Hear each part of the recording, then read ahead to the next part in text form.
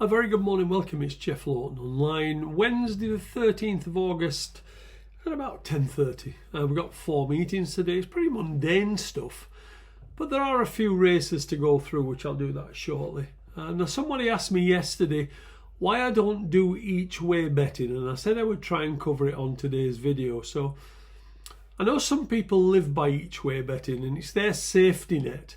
But personally, I see a little point in backing a 5-to-1 chance each way, because all you're doing is betting to win your stake back when your bet loses. So if you think it's going to lose, why are you having the bet in the first place?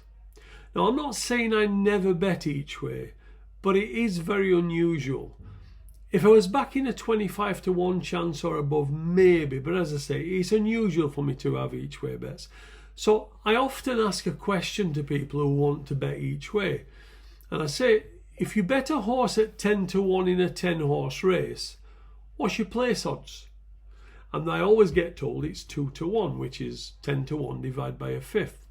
But if you had £10 each way, which is £20 outlay, and the horse's place, your return is £30. So you have won £10. So if you outlay 20 and win 10, your true odds are 1-to-2, not 2-to-1. Now, when I used to go racing a lot more, I would play in some of the bigger handicaps, and instead of betting each way, I would often bet 2 or even 3 horses on occasion in the same race. It's far better to back 2 10-to-1 chances and have 2 darts to throw to collect big, rather than betting just to have your stake returned. Do you not agree that seems pointless? And if the field size and the prices allowed, I would sometimes bet 3. But the way I would play it is that the third horse I backed, I would play at a smaller stake than the other 2 in order to win my stake money back, not to make a profit. So just remember that if you're thinking of betting each way, rather than £10 each way, have £10 win on 2 horses for the same outlay. Right, so I'm off on my little Irish adventure tomorrow in the camper van. I'm going to Tramore races on Friday evening, and then I got a fair drive across Ireland to Dingle, which I'm told is a beautiful place to visit. I appreciate the people who have sent me suggestions of where to go, and after Dingle, if you think there's somewhere that I've missed that I should go, please let me know, because apart from going to the races, I haven't really done a lot over in Ireland. So without further ado, I'll get on with the racing today. Remember that I won't be doing the video next week when York is on, but I will be doing a special group, as I've always do for the festivals.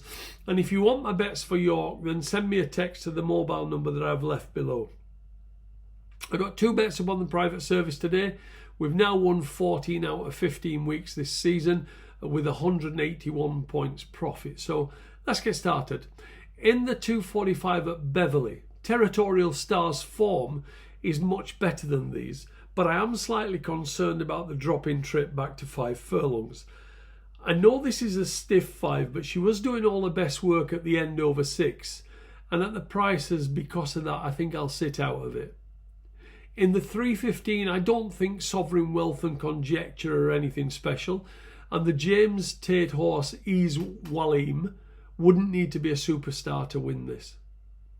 Over at Salsbury in the 330, it's only a 3-horse race, but I was really taken with Maurice Dancer last time when he came from the back to almost win a Group 2 race at Goodwood. I think that's better form than the Clive Cox horse, but 3-runner races can get quite messy. In the 430, Revoir was thought good enough to run in this year's Epsom Oaks, and she certainly wasn't disgraced in finishing 6th to Minnie Hawk and Whirl. She then went off favourite in a listed race at York, where she was probably a bit disappointed having been held up. Now, I know they're going to ride her differently this afternoon, and if she's as good as they think, then she ought to be winning this. Over at Kempton this evening, the Gosdens run the 1st and 2nd favourite in the 6:15. I'm told that Manoeuvre, ridden by Oisin Murphy, goes particularly well, and the guy who rides her at home also used to ride in Spiral in all her work. He thinks that potentially she could be smart. Finally, at Fosslas in the 7:55, Luna Nova was impressive a week ago when winning a classified race by 3.5 lengths. Now, she carries a £6 penalty for that, but she's still due to go up a further £4 from Saturday.